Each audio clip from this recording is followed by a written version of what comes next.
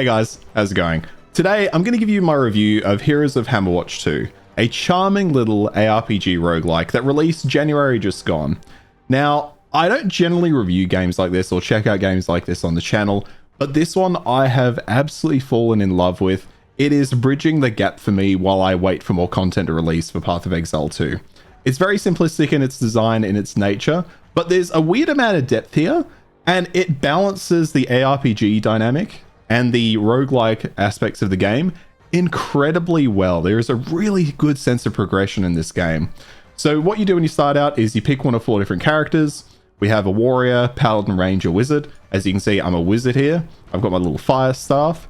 I'll run through some of the different weapons, the enemy variety and stuff as we go, but I thought the best way to show you this game and to review this game is to show you the snippet of the gameplay, because you are making runs like you would in a roguelike, as opposed to an ARPG where you're kind of running a regular campaign. There is a campaign, a story here, but you experience it through runs like you would in a roguelike. So it follows that genre more so.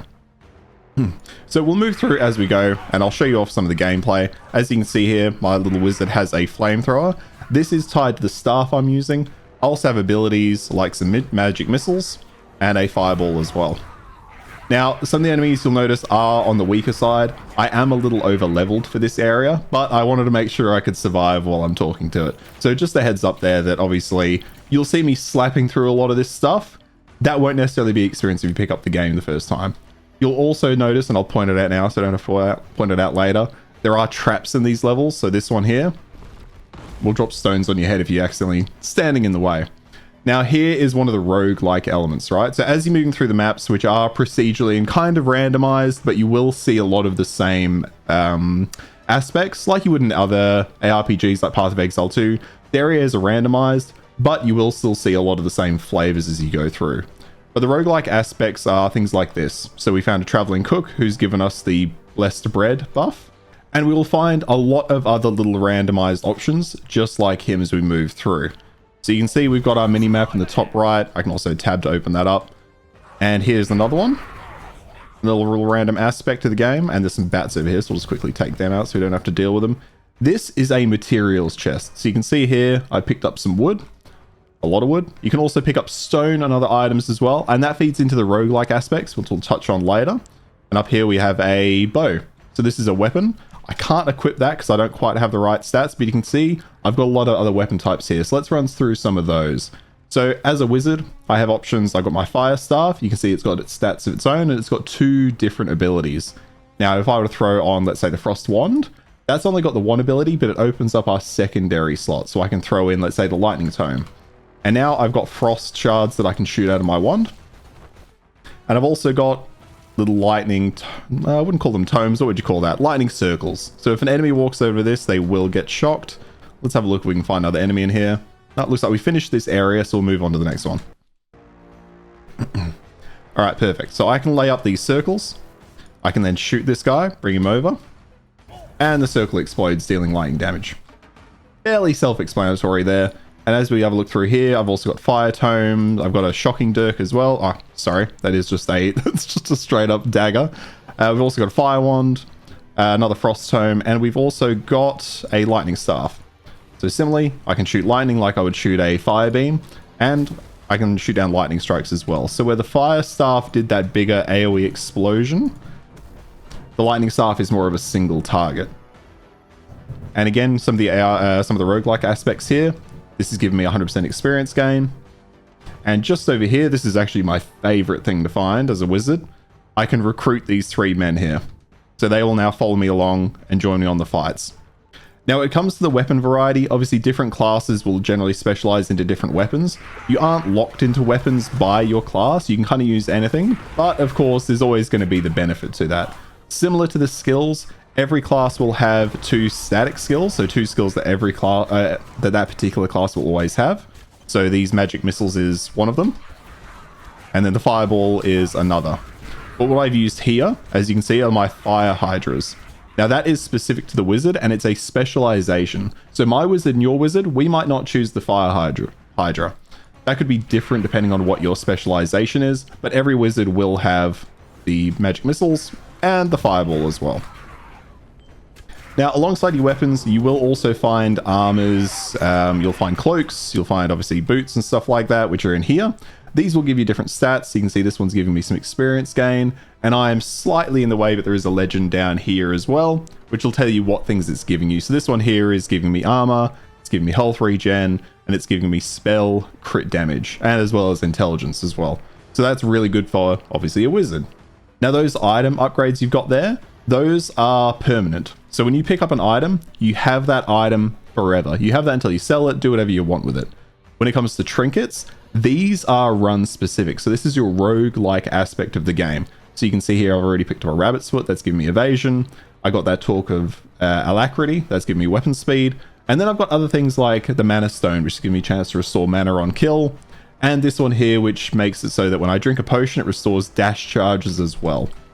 This here is a materials chest. So we'll pop that. And we got some wood and we got some stone this time. As you can see, I've got a couple of dash charges. This is shown here. And I've also got 3 potion charges. Now again, when you start out, you won't have a full 3 potion charges. You won't have the 2 dashes. Those are the permanent upgrades you get like you would in a roguelike or like in an action RPG. And those come from when you complete a run, you can then upgrade those things later, which I'll show off at the end, towards the end of this video as we complete this run. So this is basically the gloop. You go through, you kill various monsters. Again, they will be a bit more challenging your first time around. I am over leveled for this section. And you work towards, this is a potion replenishment here. So if I use a couple of potions, I can then come here and you can see I've got 1. Now I've got a full 3. And that's the roguelike aspect again, is you never know exactly what you're going to find on a run. You'll see the same general type of things pop up, but each run is randomized, and that keeps the game feeling incredibly fresh. You do run through the same areas. So when you first leave your town, you'll be in the forests. Then you come to this, what are these called? It's called the Dark Caves. So then we're in the Dark Caves. And the goal is to get through the Dark Citadel, which is not something I'll spoil, but I will talk about a little bit later. So let's power through here a little bit more. Let's have a look. Do we have an elite over here? We do. See this monster over here where my cursor is, just under the minimap? That one with the red circle. That mob is an elite, so it will take a lot more damage. But again, I'm a little overpowered for this area. Now here's another one of the roguelike aspects. This one will upgrade one of my spells. And this is the fun of the game, is over time your spells will become so interesting. You can see here, I can make my fireballs bounce. Here I can upgrade my animated sword. That's part of my specialization as well as my hydras. Or I can change my hydras to ice damage, which I haven't actually done before. So let's grab that one. Let's have a look. Oh, they do show up different. Okay, I was curious if they still show up as fire or not. That's good to know. And then over here we have a shop. So I can buy trinkets. These again are the run specific trinkets. It does take a bit of time to figure out what's run specific and what's permanent. Generally, if it's an item that you can put on your character, it's permanent. If it's something like this, it's run specific. So I can walk through here, decide on 40 armor with this chain undershirt, get more critical hits with the, what is that, wicked hooks. Or I'll just go with the ring of resistance just to keep us going. That's going to up my resistances. Oh, in fact, we can actually buy 2 of these ones. So let's buy Tome of Spells as well, and giving us our spell power. All right, at this point, I will just skip forward until I get to the boss fight, just so I can talk to a bit of that. All right, and I really wasn't very far away from it. As you can see on the minimap here, that denotes the boss fight, so we'll jump into this. This is the first boss, so if you're a bit worried about spoilers, this is the very first one you'll come across.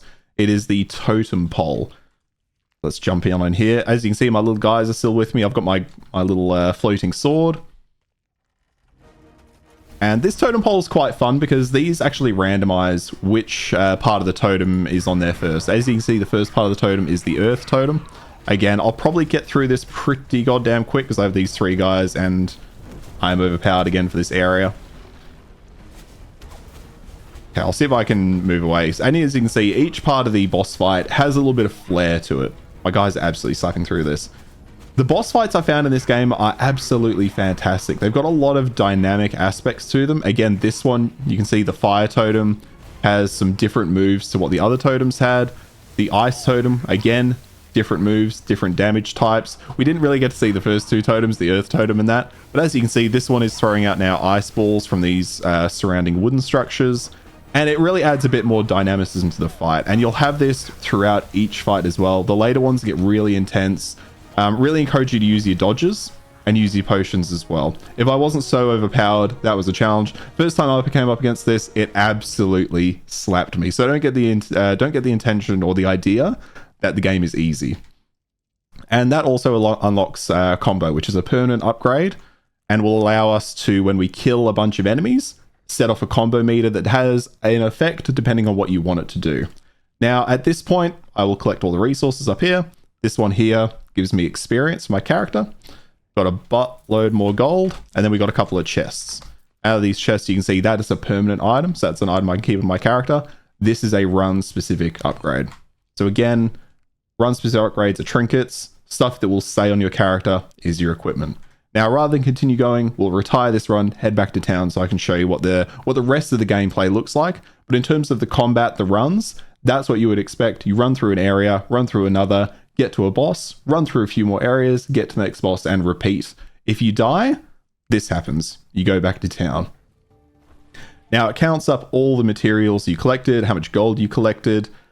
These items here, funnily enough, some of these, like these 2 goblets, come from the levels. These ones actually came from an upgrade that allowed me to get them off enemy bodies. So as you're upgrading things, you're also getting more loot from the game. Similar here, these trinkets being boiled down into this resource, that's coming from an upgrade that I've already taken. You wouldn't have this necessarily at the start, and there is a small revive donation. So if you do die or do abandon a run, you do have to give up some of those materials. If you complete a run, you keep them all. So what do you do with these materials?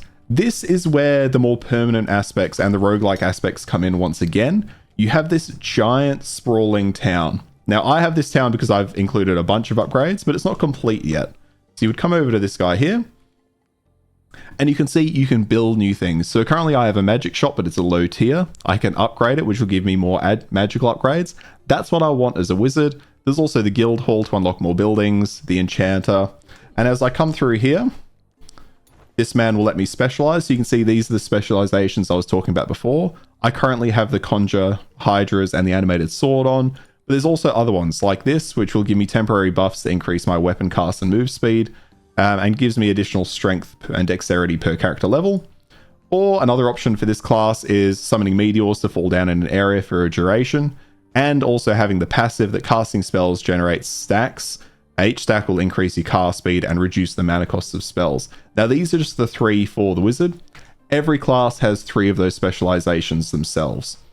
Again, coming back to the more permanent ARPG and roguelike style upgrades, if we come up here, after you finish a run, you can see I've got 29 of these to spend actually. It's been a while since I came back to do this.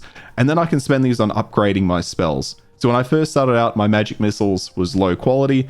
Now I can get it up to level 5. And as you can see, there's another level that is still locked. So again, you're upgrading those spells you're adding to that. Again, we can upgrade our attributes. That's part of it. And up here, we can upgrade our dash charges. And this is where the money comes in. So if you do a long run, you come back with a lot of money. I can give myself a 3rd dash charge. So the second last thing I will touch on is, again, your gear. You can upgrade the gear you have equipped. You can sell the gear you have. You can upgrade your armor. And you can buy just base level gear here as well. We saw the magic shop earlier. The magic shop's down here. So we can come in. I don't think I have anything to buy with them currently. I don't have any current mystic upgrades because I bought them all. And if I want to, I can upgrade my robe using this rare material as well. There you go. Nothing else to do. And the last thing I'll show you before I wrap up and give you my final thoughts on this one is when you are completing runs, as you get further and further into the game, you get new options. So you would come up here to start a run. You can choose a blessing. This is from the chapel. Again, that's a building that I built from doing previous runs, getting enough materials, being able to build the chapel. And now I get something like Blessing of Might, which gives me more damage, protection, less damage taken, swiftness, move speed. You get the idea, right? Also, the magic shop, again, this is a building I built and has given me additional benefits. So those roguelike upgrades we found, like giving my magic missiles more projectiles, you can give yourself one of those right off the bat when you start a run, increasing how far you're going to get. Again, we also have a tavern, gives me food items. This one gives less damage taken, but less experience. This one more wood gain, but less gold gain. So you can really modify exactly what you're looking for. If you need wood to build a specific structure, but you're flowing in gold, you throw on the sawdust. Finally, there's also the architect. Now, I talked about the Dark Citadel. That is once you get past the totem pole and you get a bit further into the game, you unlock the Citadel. That is like the later part of the campaign, or later part of the run, so to speak. So you can kind of skip fast into the Dark Citadel, preventing you from having to go through the early levels every single time. And of course, when you meet the Architect, you also get these options here. So you can have your map is explored, so you know exactly where everything is. Topple towers, towers are destroyed. Weak defenses, fewer enemies in levels. Safe corridors, traps in corridors are disabled. So if traps are always getting you, you can come in here and make sure they're disabled, but there is of course a cost to that. Now, I mentioned earlier, I also played this on Steam Deck. If you're interested, ran really great. I did just have to alter the level of Proton it runs on, which is a Linux thing. If you have a Steam Deck, you'll know what that is. You can go to it. But obviously, the game runs fantastic on Steam Deck, as you'd expect. Look, my final thoughts on this game, Heroes of Hammerwatch 2 is a really good, charming little ARPG roguelike. If you enjoy these styles of games and you've kind of liked what you've seen on the screen, I would really recommend checking it out. Just seeing the town I have here on the screen might not look like much, but this all literally started from this single building over here. And then every time I would complete a run, I was so eager to come back to this guy. What can I make next? What can I upgrade next? I don't really have the materials to really upgrade anything right now and show you what that looks like, but I was so excited every time I died to come back and check out what else I could do here, what things I could upgrade. And when you do finally finish the run, you can go in the next game +1, 2, 3, it just keeps going. You can keep upping the difficulty, and this game is multiplayer. I've only played a little bit with some friends, and look, it's a great time. It's a simpler ARPG, but it's so much fun. I would highly recommend Heroes of Hammerwatch if you're itching for something that has that really good sense of progression, and it's something where you can kind of turn your brain off, throw on some music, throw on something to watch, and then just play this in the background and just have a good time. Look, those are my thoughts on Heroes of Hammerwatch 2. If you've played the game, let me know your thoughts in the comments below. Is this something that kind of captured your attention? Did you enjoy that sense of progression? Or are you going to wait until Path of Exile 2 gets a little more content and kind of stick with that? Until then, guys, thank you so much for watching. If you enjoyed the video, throw a like on it, sub if you want to see more, but you being here is kind of what really matters. Thank you again for watching, and I hope you have a good one. Cheers.